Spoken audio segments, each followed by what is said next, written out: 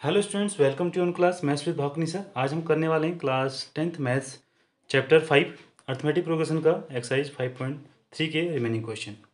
तो इससे previous video में हम क्वेश्चन नंबर 9 तक अपनी वीडियोस अपलोड कर चुके हैं। आई होप आपने वो सारी वीडियोस देख ली होंगी। और अब हम करने वाले हैं आज शुरू क्वेश्चन नंबर 10 से। तो क्वेश्चन नंबर 10 को देखते हैं किस तरीके से क्वेश्चन आपको करना है। तो थोड़ा सा अलग क्वेश्चन, अभी तक का जितने भी हमने एक्सरसाइज कर चुके हैं उससे थोड़ा सा डिफरेंट क्वेश्चन है। तो ध्यान से समझेंगे कि किस तरीके से क्वेश्चन को करना है। आपके एग्जाम में भी अगर क्वेश्चन आता है तो आप इजीली इसे हैंडल कर लेंगे। तो क्वेश्चन नंबर 10 है कि सो दैट, आपको सबसे पहले शो करना है यहाँ पे कि A1 A2 AN form n AP where AN is defined. देखिए एक आपको सीक्वेंस दी है, इसको अभी हम AP नहीं बोलेंगे, अभी हम इसको सीक्वेंस बोलेंगे, क्योंकि अभी तक हमने ये प्रूव करना है पहले कि ये AP है या नहीं है। इसको शो करना है, ठीक है। और आपको उसका AN, जो ये सीक्वेंस है, इस सीक्वेंस का AN आपके सामने दिया हुआ है, गिवन है कि AN इक्वल टू है 3 + 4n। ओके, तो किस तरीके से क्वेश्चन किया जाएगा, सबसे बहुत ईजी क्वेश्चन होता है। तो आप देखिए, इसका सॉल्यूशन लिखेंगे पहले, सबसे पहले तो सॉल्यूशन हम लिखने जा रहे हैं। इन क्वेश्चन में सबसे पहले स्टूडेंट आपको क्या करना होता है, आप n की value n equal to 1 put करिए आप, ठीक है। n इक्वल टू 1 पुट करेंगे तो होगा क्या, जब यहाँ पर n की वैल्यू 1 रखें तो ये हो जाएगा आपके पास A1 इक्वल टू 3 + 4 × 1।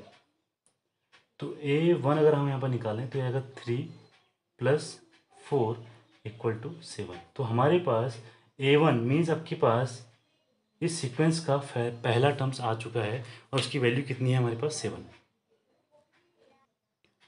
फिर इसी तरीके से इसे कंटिन्यू करते हुए हम यहाँ पर अब वैल्यू करेंगे n इक्वल टू 2 रख के देखेंगे। तो n इक्वल टू 2 जब रखेंगे तो हमारे पास आ जाएगा A2 इक्वल टू 3 + 4 × हमने n की वैल्यू रखी है 2, तो ये आ जाएगा A2 इक्वल टू आ जाएगा हमारे पास स्टूडेंट्स 3 + 8 मीन्स आ गया 11। तो सेकेंड टर्म्स हमारे पास इस सीक्वेंस का आ चुका है 11। ओके, अब नेक्स्ट हम निकालेंगे A3। तो A2 को मैं लिख देता हूँ, A2 इक्वल टू हमारे पास आ गया है 11। A3 निकालेंगे तो n इक्वल टू 3 रखिए, तो ये आ जाएगा A3 इक्वल टू आ जाएगा 3 + 4 × 3, दिस इक्वल हो जाएगा 3 + 12 = 15। तो A3 की वैल्यू हमारे पास आ गई स्टूडेंट 15। ओके, A4 भी निकाल लीजिए, A5 जितना आपको निकालना निकाल लीजिए, ठीक है। अब आप चेक कर लेते हैं एक बार कि हमारे पास ये आ गया सीक्वेंस, हमारे पास बनी है 7 बनी है, 11 बनी है और 15 बनी है। इसी तरीके से ये हमारे एंड टर्म्स तक आगे जाएगी। ओके, अब चेक करते हैं कि यहाँ पे D कितना आता है। अगर मैं D निकालूँ तो 11 - 7 = 4, और यहाँ भी अगर D निकालूँ, इन दोनों का निकालूँ, जैसे ये हमारे पास A1 है, ये A2 है, ये A3 है। तो ये मैंने D कैसे निकाल लिया, ये मैंने A2 - A1 करके निकाल लिया। अगर मैं A3 - A2 करूँ तो 15 - 11, तो ये आ गया 4। तो आपको ये पता चल गया है कि D यहाँ पर देखिए 4 आ रहा है, D 4 आ रहा है, मीन्स आपका कॉमन डिफरेंस सेम आ रहा है। तो AP की सबसे बड़ी पहचान होती है, AP की पहचान होती है कि उसका जो कॉमन डिफरेंस होगा वो सेम होगा।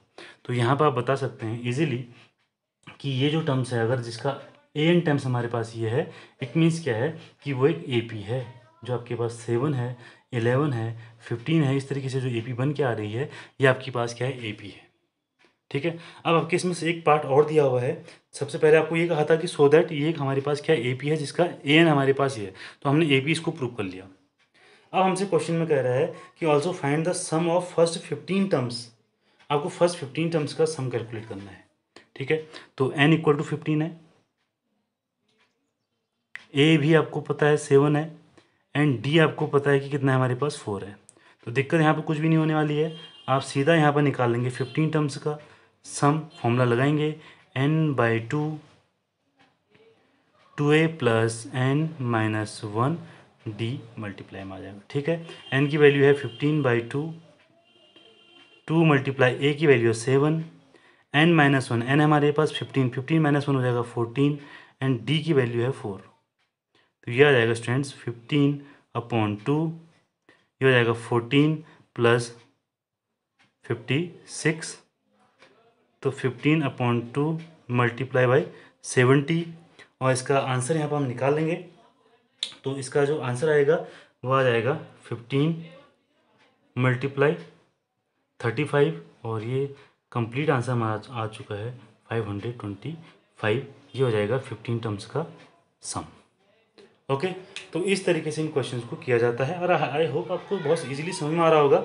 बहुत ज़्यादा टफ इसमें कुछ भी नहीं है, बट आपको यहाँ पर पहले चेक करना है कि AP है नहीं, तो आप यहाँ पर क्या करेंगे, पहले n = 1 रख के देखेंगे, n = 2 रख के, n = 3 रख के आप टर्म्स निकाल लेंगे। फिर एक सीक्वेंस जो हमारे पास आएगी उसको चेक करेंगे कि इनका कॉमन डिफरेंस सेम आ रहा है या नहीं आ रहा है। अगर कॉमन डिफरेंस सेम आता है तो हमारे पास कन्फर्म है कि AP है, क्योंकि AP की डेफिनेशन हमने पढ़ी हुई है।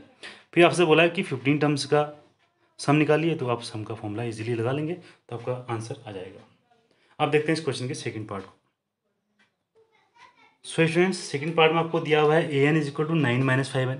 ओके, तो यहाँ भी वही आपको करना है। सबसे पहले आपको n = 1 पुट करना है। तो n = जब 1 पुट करेंगे तो हो जाएगा a1 = क्या हो जाएगा 9 - 5n, 5 × 1 तो हो जाएगा 9 - 5, ये आ गया हमारे पास 4। इसी तरीके से n = आप 2 रख के देखिए, तो 2 अगर रख के देखते हैं तो हो जाएगा हमारे पास a2 = 9 - 5 × 2, तो 9 - 10 दिस = -1। फिर ऐसे ही n = 3 रख के देखिए, n = 3 रख के देखेंगे तो हो जाएगा a3 = 9 - 5 × 3, तो अगर 9 - 15 और ये आ जाएगा हमारे पास -6। ठीक है, तो 4 -1 -6 एक टर्म्स और निकाल सकते हैं ताकि हमें d निकालने में ज़्यादा टफ ना रहे। ठीक है, d हम इजीली निकाल सकते हैं। तो a4 अगर निकालेंगे तो 4 क्या हो जाएगा यहाँ पे 9 - 5 × 4 = 9 - 20 और ये आ जाएगा -11। तो हमारे पास जो सीक्वेंस बन के आ गई है स्टूडेंट्स, जो सीक्वेंस बन के आई है, इसको पहले सीक्वेंस बोलते हैं स्टूडेंट्स, जब तक हम उसको प्रूव ना करें। ये सीक्वेंस है हमारे पास। ठीक है, ये a1 की वैल्यू कितना है हमारे पास 4, फिर -1, फिर -6, -11, इस तरीके से हमारे पास सीक्वेंस बन के आ गई है। ठीक है, अब हम क्या करना है, हमें अगर प्रूव करना है कि ये AP है तो उसके लिए हमें क्या निकालना पड़ेगा, कॉमन डिफरेंस निकालना पड़ेगा। तो पहले क्या निकालेंगे, कॉमन डिफरेंस में a2 - a1 निकाल के देखते हैं। a2 है -1 माइनस और a1 का -4 -4, तो -1 - 4 = -5। ठीक है, फिर निकालेंगे a3 - a2, तो a3 हमारे पास कितना है -6 और -1 ये कितना आ जाएगा -6, माइनस माइनस प्लस ये आ जाएगा -5। इसी तरीके से a4 - a3 निकाल लीजिए, a3 निकाल लीजिए, तो a4 का मान हमारे पास -11 और -a3 की वैल्यू है -6, तो -6, तो ये आ जाएगा -11 + 6 दिस = -5। तो आप देख रहे हैं कि d की वैल्यू हमारे पास सेम आ रही है। इट मीन्स हमारे पास क्या हो जाएगा कि जो जिस AP का an हमारे पास क्या है 9 - 5n है, ये हमारा किस में होगा, ये AP में होगा। ये हमने क्या कर लिया है, दिस इम्प्लाइज क्या हो जाएगा, ये हमारे पास AP में है। क्यों, क्योंकि कॉमन डिफरेंस हमारा क्या आ रहा है, यहाँ पर इक्वल आ रहा है। ओके, अब आपसे क्वेश्चन में कहा है कि इसकी 15 टर्म्स का आप क्या निकालिए, सम निकालिए। तो 15 टर्म्स का सम निकालना है तो n = तो 15 हो जाएगा। a की वैल्यू हमने अभी निकाली हुई है, जो फर्स्ट टर्म है हमारे पास वो 4 है, और d की वैल्यू यही जो हमारे पास कॉमन डिफरेंस होती है, ये d की वैल्यू होती है। तो इस वैल्यू को रख लेते हैं, तो हो जाएगा S15। मैं सीधा यहाँ वैल्यू रखता हूँ, n/2 means 15/2, so that 2a 2 × a means 4 plus n - 1 15 - 1 × d।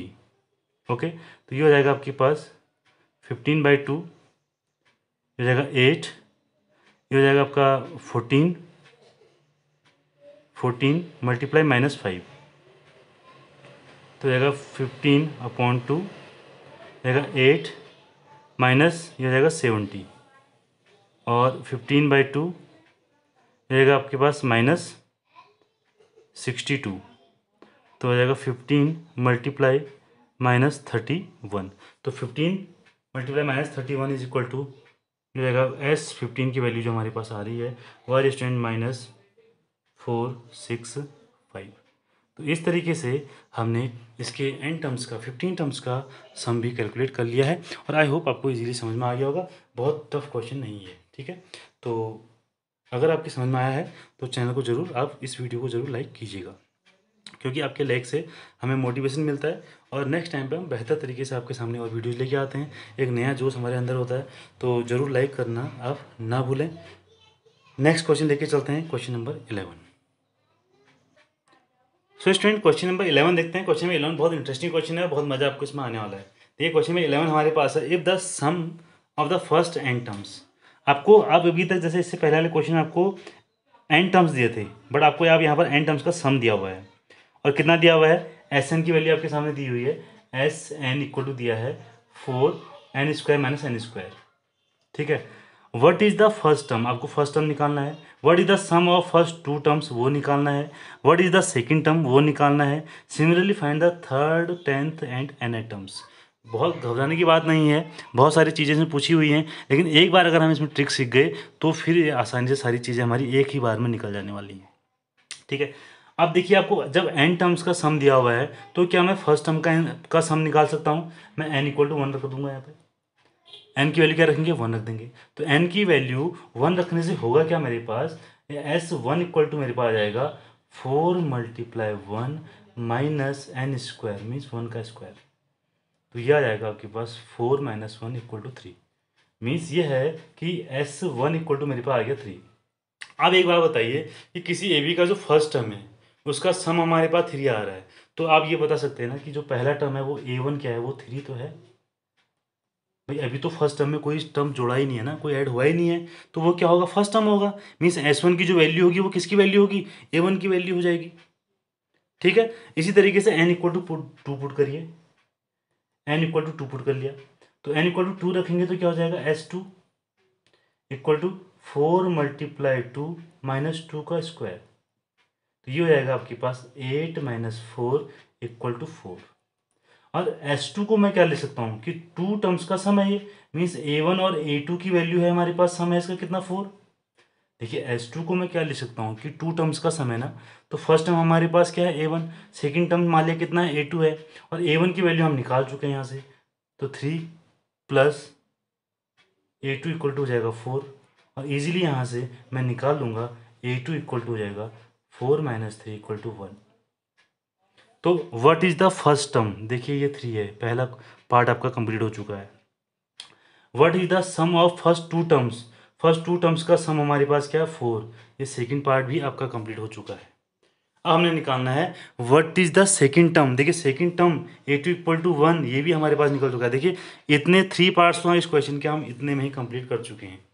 ठीक है, आई होप आपको यहाँ तक तो समझ में आ गया होगा कि हमने किस तरीके से इन क्वेश्चंस को हैंडल किया है। अगर यहाँ तक आपको कोई प्रॉब्लम है तो ज़रूर आप कमेंट बॉक्स में लिखिएगा। ठीक है, आप देखते हैं, इससे आगे बढ़ते हैं। अब इससे आगे जब बढ़ेंगे, A2 तक हमारा निकल चुका है, तो अब हमें D भी निकालने में कोई प्रॉब्लम नहीं है।